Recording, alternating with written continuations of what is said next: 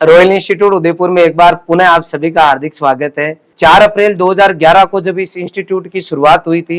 तब केवल 28 बच्चे थे संस्थान के अंदर और बहुत कम स्टाफ मेंबर्स थे। आज रॉयल इंस्टीट्यूट के अंदर हजारों की संख्या में पढ़ रहे हैं और सबसे बड़ी बात यह है कि राजस्थान के अंदर ये एकमात्र ऐसा संस्थान है जिनके पास एग्रीकल्चर स्ट्रीम से सबसे ज्यादा बच्चे हैं। लेकिन साथ में मैं ऐड करना चाहूंगा कि 4 अप्रैल 2011 को जब इस संस्थान की शुरुआत हुई थी तो इस मुद्दे को लेकर नहीं हुई थी कि हम ज्यादा से ज्यादा बच्चों को पढ़ाएंगे। संस्कार के साथ एक बच्चे को कैसे शिक्षा दी जा सकती है, एक गरीब परिवार में बैठे बच्चे को किस तरीके से आधुनिक शिक्षा संस्कारों के साथ देके कैसे उसको अपने सपनों तक पहुंचाया जा सकता है, इस सोच के साथ में 4 अप्रैल 2011 को इस रॉयल इंस्टीट्यूट की शुरुआत हुई। शुरुआत से लेके अंत तक संस्थान ने हमेशा उतार चढ़ाव देखे। सबसे ज्यादा विडंबना इस संस्थान के पास आई कोरोना के समय, जिस टाइम संस्थान के पास मैं ये कह सकता हूं कि ऐसी कोई फैसिलिटी नहीं थी कि हम सरवाइव कर सके। लेकिन मैं धन्यवाद दूंगा हमारी पूरी टीम को, जो हमारी टीचिंग टीम है, विशेष तौर पे हमारी मैनेजमेंट टीम है उसको, कि कोरोना के अंदर एक ऐसी परिस्थितियां सबके सामने आ गई थी कि शायद ही कोई विशेष तौर पे एजुकेशनल इंस्टीट्यूट अपना अस्तित्व रख पाएंगे। लेकिन मैं धन्यवाद दूंगा हमारी टीम को जिन्होंने अपने घर बार छोड़ के सब कुछ न्यौछावर करके आज इस संस्थान को आप जिस प्लेटफॉर्म पे देख पा रहे हो, एकमात्र पूरे हिंदुस्तान का ये संस्थान है जो एग्रीकल्चर सेक्टर में सबसे पहले लाइव आया था। मुझे याद है आज भी 2020 का बैच, जब सब कुछ हमारे पास नहीं था, बच्चे हमारे यहाँ से जा रहे थे, तब हमारा जी घबरा रहा था कि बच्चों का क्रैश कोर्स आने वाला है, साल भर हमने पढ़ाया, इनकी टेस्ट सीरीज चालू होने वाली है, हम इन बच्चों को कैसे पढ़ाएंगे, कैसे क्या कुछ करेंगे। यही वो टीम है जिसको आप इस वीडियो में देख पा रहे हो। इन्होंने हिम्मत नहीं हारी और इतना जज्बे के साथ इन्होंने तैयारी की, न केवल उस बैच को पढ़ाया बल्कि आज पूरे हिंदुस्तान के अंदर सबसे ज्यादा ऑनलाइन अगर कोई बात करूं एजुकेशन की तो यही टीम आपको अवेलेबल करा रही है। घर बैठे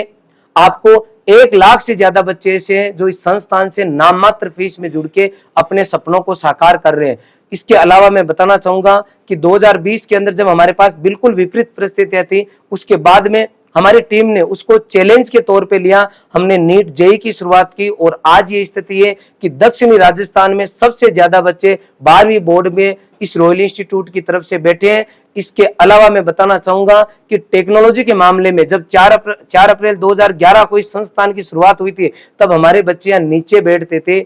इसी रूम के अंदर जहां अभी हम खड़े हैं, ये हमारा क्लासरूम था उस टाइम का। उस टाइम सब बच्चे नीचे बैठते थे, दरी की भी हमारे पास व्यवस्था नहीं थी।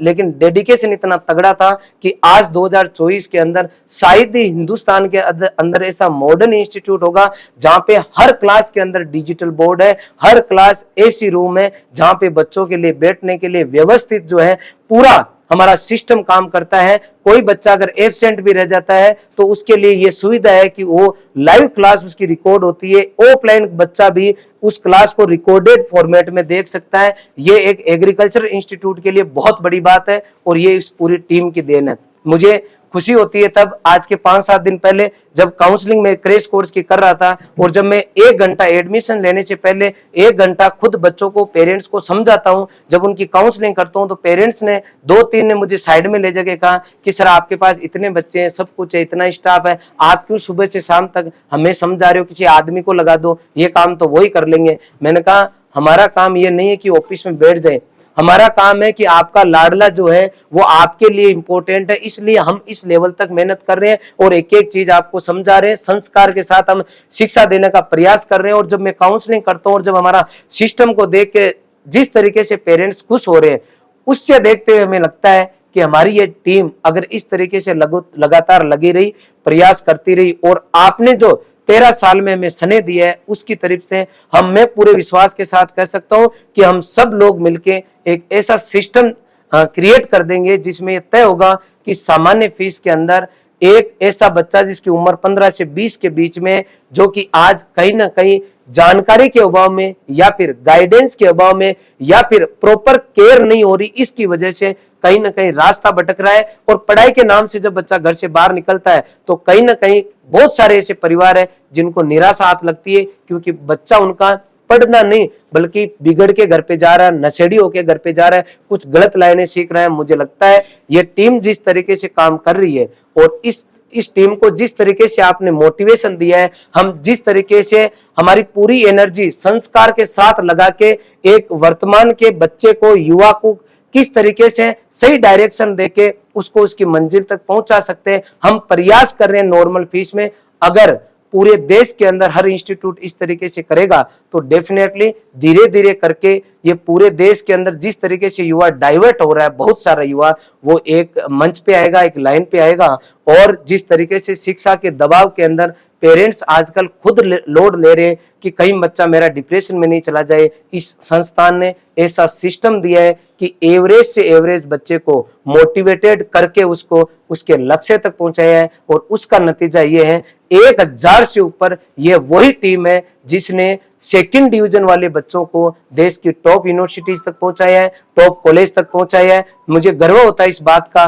कि जब हमने शुरुआत की थी तो एग्रीकल्चर के अंदर ज्यादातर बच्चे राजस्थान तक सीमित थे। ये वही टीम है जिसने चाहे देश के अंदर नॉर्थ हो या साउथ, ईस्ट हो वेस्ट, आज ऐसी कोई यूनिवर्सिटी नहीं है जिसके अंदर रॉयल की टीम नहीं है। मतलब हर जगह इतने रॉयलियंस हो गई हैं कि वहां पे पूरा माहौल है। और मुझे पूरी उम्मीद है कि जिस तरीके से पूरी एनर्जी के साथ हमारी टीम मेडिकल और इंजीनियरिंग के लिए काम कर रही है, जल्द ही पूरे देश के अंदर आपको देखने को मिलेगा। मैं एक छोटा सा एग्जांपल केवल 2024 को दूंगा कि क्लास में जितने भी बच्चे थे उनमें से 80% बच्चे जो है लास्ट ईयर की जेई की कट ऑफ को जेई वाला जो अटेम्प्ट था उसमें क्लियर किया है। पुनः आप सभी ने हमारे को इतना प्यार दिया, सहयोग दिया, इसी सहयोग की उम्मीद के साथ मैं आगे भी हमारी टीम जो है जिस तरीके से हमारी काम कर रही है उसके साथ हमारी टीम जो है कंटिन्यू काम करती रहेगी। और पुनः हमारे जितने भी पुराने स्टूडेंट्स, अभिभावक और हमारी ये जो टीम, जिसका मैं तहे दिल से आभार व्यक्त करूंगा कि आप सबके बिना ये रॉयल, शायद आज जो रॉयल है ये नहीं बन पाता। आपने इतना प्यार दिया इस संस्थान को, बच्चों को, इसके लिए आप सभी का बहुत बहुत आभार। रॉयल इंस्टीट्यूट जो शिखर पर पहुंचा है एग्रीकल्चर के अंदर, एग्रीकल्चर सेगमेंट में, और अब हम प्रयास कर रहे हैं कि हम शिखर पर चले जाएं, पहुंच जाएं नीट में और आईआईटी, मतलब मेडिकल और मैथमेटिक्स सेक्शन के अंदर भी। इसके लिए हमारे डायरेक्टर सर और हमारी जो टीम है वो जो प्रयास कर रही है, उस प्रयास से ही संभव हो पाया है कि हम एग्रीकल्चर में टॉप पे हैं और हम प्रयास करके दूसरे सेगमेंट में भी टॉप पर चले जाएंगे। हम 2019 की बात करें, 2019 में जब कोरोना आया था तो बहुत ज्यादा विपरीत परिस्थितियों में जो हमारी टीम ने और स्पेशली जो डायरेक्टर सर ने जो डिसीजन लिए, आज भी मुझे याद है कि भाई पैनल लेना था, हमने एक पैनल खरीदना था हमको, तो सर का जो स्टेटमेंट है कि हमारे पास फाइनेंशियली हम इतने स्ट्रांग उस समय नहीं थे, तो सर का स्टेटमेंट था कि सर जहर खा लें क्या? मैंने कहा खा लेते हैं जहर। तो वो जहर जो हमने खाया था उसी ने हमको शिव बना दिया। तो जहर तो पीना ही पड़ता है और जहर पीने के लिए हमेशा तैयार, मतलब किसी के सामने, चाहे स्टूडेंट हो, चाहे हमारे यहाँ की फैकल्टी हो, चाहे मैनेजमेंट हो, किसी की भी कोई पारिवारिक परिस्थिति से लेकर मनोबल परिस्थिति से लेकर कोई भी विपदा आती है तो सामने एक आदमी खड़ा रहता है। तो रॉयल इंस्टीट्यूट की नींव, रॉयल इंस्टीट्यूट को बनाने वाला और हमारा सबकी जो छत्र छाया है, मैं डायरेक्टर सर को बहुत बहुत धन्यवाद देता हूं और आप सभी को धन्यवाद देता हूं कि आप सभी के कंधों पर ये रॉयल इंस्टीट्यूट प्रगति करेगा और इसी तरह आगे बढ़ता रहेगा। Thank you very much.